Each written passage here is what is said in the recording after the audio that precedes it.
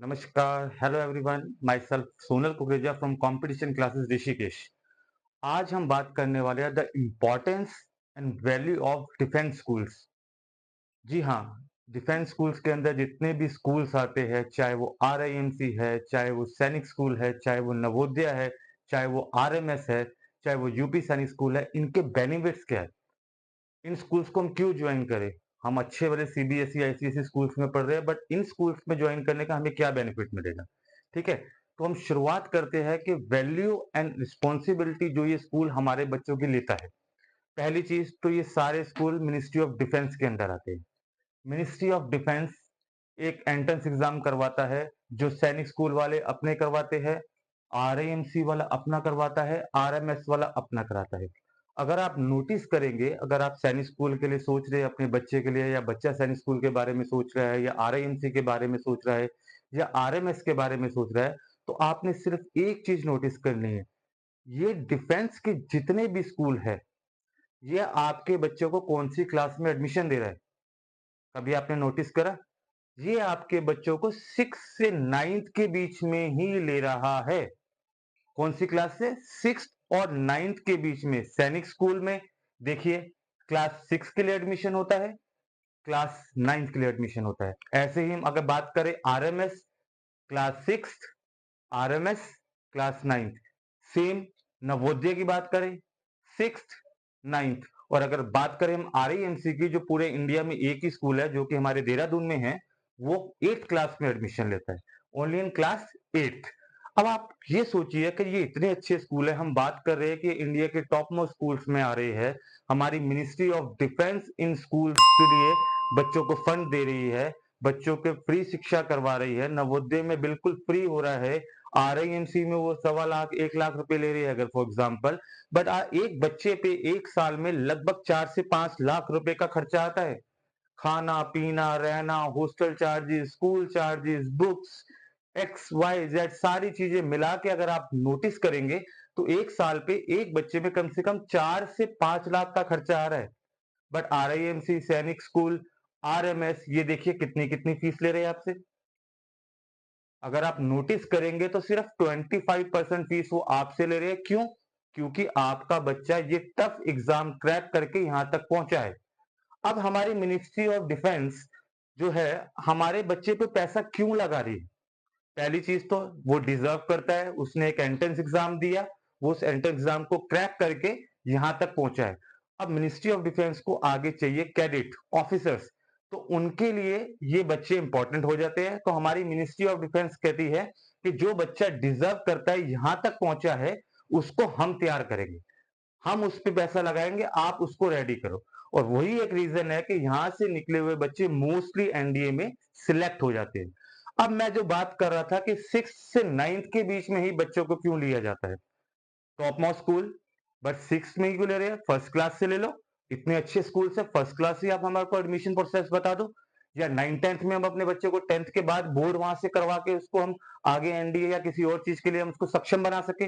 नहीं, ये जो एज होती है, एज 12 या 10 टू लेके 15, 10 साल से 15 साल के बीच की जो एज होती है, उसको मैं बोलता हूं अपनी भाषा में, या बाकी जो सीनियर है, जो अच्छे एजुकेशनिस्ट है, वो इसको बोलते हैं वैक्स एज, मोम वाली एज। मतलब इस उम्र में बच्चे को आप जैसा ढालना चाहोगे, बच्चा वैसा ढल जाएगा। इससे पहले बच्चा छोटा है, अनमेच्योर है। हम क्योंकि बात कर रहे हैं, चाहे वो सैनिक है, आरआईएमसी है, आरएमएस है, नवोदय है, इन सारों की बात कर रहे हैं। आखिरी में क्या हो रहा है? हॉस्टल, पेरेंट्स के बगैर हॉस्टल में रहना है। तो जो 6 से छोटा बच्चा है, 10 साल से छोटा बच्चा है, वो कोप अप नहीं कर पाएगा, 1 1.5 साल में वो छोड़ के आ जाएगा। आप भी शायद उसके बगैर नहीं रह पाएंगे एज अ पेरेंट। और इससे बड़ा बच्चा जो है, वो मैच्योर हो चुका है, उसको हम मोल्ड नहीं कर पाएंगे, वो हमारी बात नहीं सुन पाएगा, शायद उसको हम कन्वर्ट ना कर पाए। पहला रीजन तो ये है कि ये इस एज में ही ये स्कूल्स लेते हैं कि हम इसको अपने तरीके से ढाल सके। दूसरा सबसे इंपॉर्टेंट चीज, आज अभी आपका बच्चा 4th क्लास में है, 5th में है, 6th 7th 8th क्लास में है, तभी आप ये वीडियो देख रहे हैं क्योंकि आप आरआईएमसी, सैनिक, आरएमएस, डिफेंस स्कूल्स के बारे में अपने बच्चे के लिए जानकारी चाहते हैं। चलिए हम छोड़ देते हैं डिफेंस स्कूल्स नहीं, तब भी 12th के बाद तो आपके बच्चे ने कुछ ना कुछ करना है। अगर 12th के बाद बच्चे ने करना ही है तो उसको तब भी एंट्रेंस एग्जाम देना पड़ेगा, चाहे वो जेई के लिए जा रहा है एंट्रेंस एग्जाम, चाहे वो नीट के लिए जा रहा है एंट्रेंस एग्जाम, चाहे वो गवर्नमेंट सेक्टर में जाना चाहता है आईएएस पीसीएस की तैयारी करेगा एंट्रेंस एग्जाम, चाहे वो बैंक में मैनेजर बनना चाहता है, क्लर्क बनना चाहता है एंट्रेंस एग्जाम। उसके बाद अगर उसने फैशन डिजाइनिंग करनी है अच्छे कॉलेज से अच्छी यूनिवर्सिटी से, अगेन एंट्रेंस एग्जाम। उसने होटल मैनेजमेंट करनी है एंट्रेंस एग्जाम। और इन एंट्रेंस एग्जाम्स में आ क्या रहा है, वही आ रहा है जो आपका बच्चा अपने लाइफ का पहला एंट्रेंस एग्जाम डिफेंस स्कूल के अंडर देने वाला है। वही देखिए, मैथ्स, इंग्लिश, एलआर, रीजनिंग जिसको हम लॉजिकल एबिलिटी बोलते हैं, जीके, कहीं पे जीएस, कहीं पे करंट अफेयर, कहीं पे जीके, ये सारी चीजें आने वाली है। एचएम कर रहा है तो साइंटिफिक एप्टीट्यूड जोड़ दीजिए। जेई के लिए जा रहा है या मेडिकल के लिए जा रहा है तो मैथ स्ट्रॉन्ग आ जाती है, बायो स्ट्रॉन्ग आ जाती है, पर ये कंटेंट तो आ ही रहा है सब जगह, ये पैटर्न तो सब जगह है। अब एक चीज सोचिए, एक चीज इमेजिन करिए, मेरा बच्चा है, फॉर एग्जांपल मेरा बच्चा अभी 5th क्लास में है और वो मैथ्स में वीक है, ठीक है। अब मैं उसकी मैथ्स मैंने ध्यान नहीं दिया, कोई बात नहीं, सीख जाएगा सीख जाएगा सीख जाएगा। 9th-10th आते आते वो मैथ्स में वीक ही रह गया, क्योंकि हम बात कर रहे हैं वैक्स एज की, क्योंकि अभी कन्वर्ट नहीं करा उसको, अभी मोल्ड नहीं करा, अभी उस पर काम नहीं करा, तो वो जैसा है वैसे ही आगे तक चला गया। 10th आते आते उसने मैथ्स छोड़ दी। अब 10th आते आते अगर उसने मैथ्स छोड़ दी तो 12th के बाद आधे से ज्यादा दरवाजे उसके लिए बंद हो जाएंगे, डोर्स क्लोज हो जाएंगे, जितने भी मैंने आपको एंट्रेंस एग्जाम की बात, क्योंकि उनमें मैथ्स आ रहा है।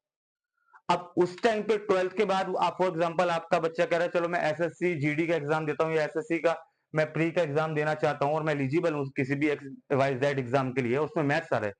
अब वो 12th तक तो उसने मैथ्स छोड़ दी, 10th के बाद उसने पढ़ी नहीं, 10th 11 12, और 12th में 3 महीने 4 महीने 5 महीने की प्रैक्टिस करने के बाद वो मैथ्स को नहीं कर पाएगा, क्योंकि वहां पे कंपटीशन देने वाले तो आईआईटी पास आउट भी होंगे और जिनका मैथ्स स्ट्रॉन्ग है वो भी होगा। तो जो भी आपके बच्चे की वीकनेस है वो आपने इसी टाइम पे यहीं पे उसको देखना है। कभी भी आप नोटिस करना, जब भी आप अपने बच्चों को बोलते होंगे चलो बेटा पढ़ने बैठो, तो सबसे पहले जो बच्चा है आपका वो अपनी बैग में से वो बुक निकालता होगा जो उसका स्ट्रॉन्ग सब्जेक्ट है। बेशक स्टूडेंट्स आप सुन रहे हैं मेरी बात, ऐसा होता है कि नहीं होता, प्लीज मुझे कमेंट में बताइएगा कि जब भी आप अपने घर पे पढ़ने बैठते हैं तो सबसे पहले आप अपना स्ट्रॉन्ग सब्जेक्ट निकालते हैं और सबसे लास्ट में, या शायद कभी कभार वो बैग से निकलता ही नहीं है, वो सब्जेक्ट होता है आपका सबसे वीक सब्जेक्ट। अब हमने क्या करा, हमने अपना जो स्ट्रॉन्ग सब्जेक्ट है उसको और स्ट्रॉन्ग कर लिया और जो वीक है उसमें हमने ध्यान ही नहीं दिया। जबकि होना ये चाहिए, जितना टाइम हम अपने स्ट्रॉन्ग सब्जेक्ट या अपने एवरेज सब्जेक्ट्स को दे रहे हैं इजिकल टू डबल टाइम अपने वीक सब्जेक्ट को देंगे, तभी हम उससे ओवरकम हो पाएंगे। चीजों से भागोगे तो चीजें और आगे भागेंगी, चीजों के आगे भागोगे, चीजों के पीछे भागोगे तो आप पकड़ पाओगे ना उसको।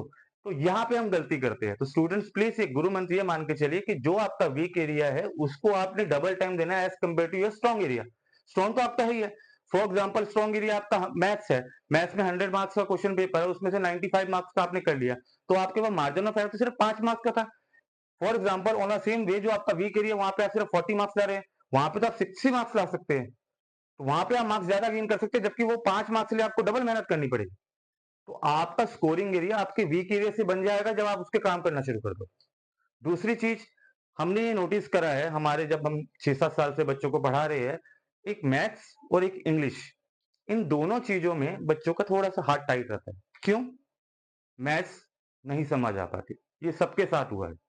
इंग्लिश में भी मुझे जो लगता है, for example we belong to Rishikesh या उत्तराखंड, मुझे जो लगता है शायद हम वो एटमॉस्फेयर नहीं दे पा रहे बच्चे को, क्योंकि वो एटमॉस्फेयर आपके आसपास का, सराउंडिंग का, पेरेंट्स का, आपके नियर बाय फ्रेंड्स, बच्चा जिसके साथ खेल रहा कूद रहा है, टीचर, स्कूल, सारी चीजें मिला के उस बच्चे को वो एटमॉस्फेयर देती है जहां पे वो अपनी स्किल्स को डेवलप कर पाता है। तो जब तक हम उसको वो एटमॉस्फेयर नहीं देते हम उसको ब्लेम नहीं कर सकते।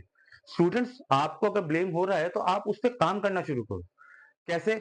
मैथ्स वीक है, मैथ्स का आप अपना जहां पे भी बैठते हैं पढ़ने के लिए वहां पे अपना देखिए, मैथ्स में आपने क्या करना है, सिर्फ फॉर्मूलेस याद करने हैं। अगर फॉर्मूले, स्क्वायर रूट, क्यूब्स, ये टेबल्स आपको अगर वर्बली याद है ना, तो आपके लिए मैथ्स बहुत इजी हो जाती है। फॉर्मूलेस तो हमने भी वही पढ़े, हमसे पहले वालों ने वही पढ़े, हमसे शायद आगे वालों ने वही फॉर्मूलेस पढ़ने हैं। फॉर्मूला अगर आपको याद है तो आप उस क्वेश्चन को सॉल्व कर पाएंगे ना। तो वो फ़ॉर्मूलाज़ का एक अच्छा-सा चार्ट बनाइए, डेली उसको याद करिए, उसको माइंड में रीड करिए, अपने स्टोर करिए, वो आपके लाइफ़ टाइम काम आने वाला है। दूसरी चीज़ इंग्लिश, इंग्लिश में मेन प्रॉब्लम कहाँ आती है? हमें स्पीकिंग में।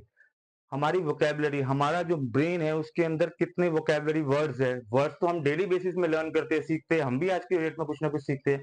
तो जो भी आपको वर्ड नहीं समझ में आया या आपने पहली बार सुना है, डिक्शनरी निकालिए, उसको पढ़िए, उसका मीनिंग याद करिए, उसको देखिए कि उसका मीनिंग क्या है, वो आपके लिए लाइफ टाइम याद हो जाएगा। तीसरी चीज़, पेरेंट्स जब हम बात करते हैं कि हमने सैनिक स्कूल के लिए बच्चे को तैयार करना है, ठीक है, पैसा बच रहा है, बच्चे को एक अच्छा फाउंडेशन मिल रहा है, बच्चे का आगे लाइफ स्ट्रॉन्ग होने वाली है, बच्चे को डिसिप्लिन मिलने वाला है, पर कहीं न कहीं उस बच्चे के साथ हमारा रोल भी है।